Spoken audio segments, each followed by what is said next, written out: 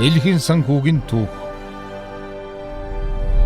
За миний гарт зүүн гарт маань 1880-ад оны одоо анхны зээлийн карт гэж нэрлэж болох charge карт гэж ийм нэртэй карт байна. За нөгөө гарт бол банкнаас гаргасан анхны зээлийн карт байна. Bank of America энэхүү Bank America нэртэй картыг анх төлбөрийн карт болгож гаргасан.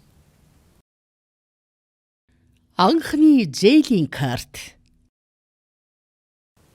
За та бүгд харж байгаа бол миний гарт зээлийн карт байна. За бид нар бас төлбөрийн карт гэж нэрлэдэг. Тэгэхээр энэ бидний өдөр тутам хэрэглэдэг зээлийн буюу төлбөрийн карт яаж үүссэн бэ гэдгийг өнөөдрийн дугаараараа та бүгдэд хүргэе. Ингээд зөвхөн дэлгүүр гэлтгүй бензин, колонк, аяллаа компани, Western Union, Standard Oil зэрэг үйлчилгээний компаниуд өөрсдийн зээлийн картыг гаргаж хэлжээ. За харин банкуд бол нэлээд хожуу буюу 1958 онд та бидний мэддэг одоо энэ төлбөр зээлийн картыг гаргасан. Дэлхийн санхүүгийн түүхийн музей.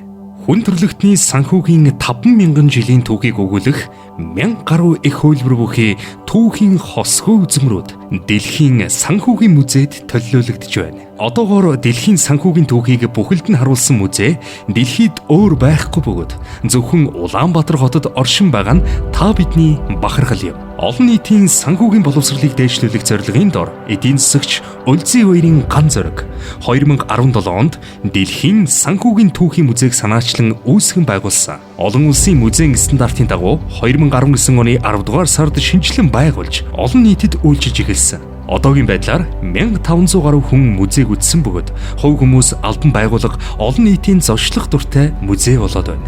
Та Дэлхийн санхүүгийн түүхийн музейг үзэж санхүүгийн мэдлэгийн тэлээрээ Дэлхийн санхүүгийн түүхийн музей гэсэн Facebook хуудасаар холбогдож музей үзэх захиалга өгөөрэй. Хүн төрөлхтний түүх бол санхүүгийн түүх юм.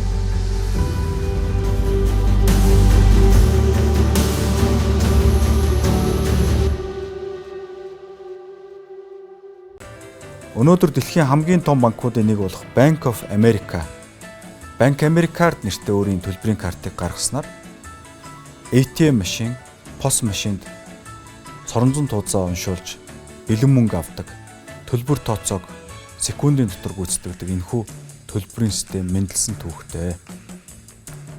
За Bank of America бол анх энэ карта нэвтрүүлэхийн тулд Калифорнигийн Фресно гэх жижигхэн хотыг сонгож авсан.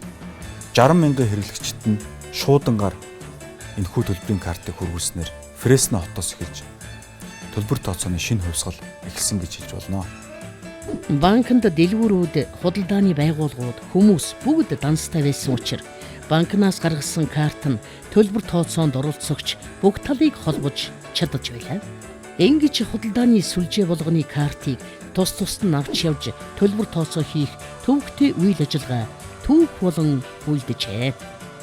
Ердөө 50 жилийн өмнө бид нар маш хэмжээний бэлэн мөнгө тээвэрлэх хэрэгтэй байдаг байсан. Төлбөр тооцоо хийн гэдэг бол маш хүндрэлтэй ажил байлаа. За саяхныг хүртэл бид нар гудсан доороо мөнгө хийх тухай ярьж байсан. Тэгвэл өнөөдөр орчин үеийн банкны системийн хөгжил, төлбөрийн картын энэхүү давуу талыг ашиглан бид нар нүд ирмэх зуур олон сая төгрөгийн, олон зуун мянган төгрөгийн төлбөр тооцоог гүйцэтгэх боломжтой болжээ. Дэлхийн санхүүгийн түүхийн музей.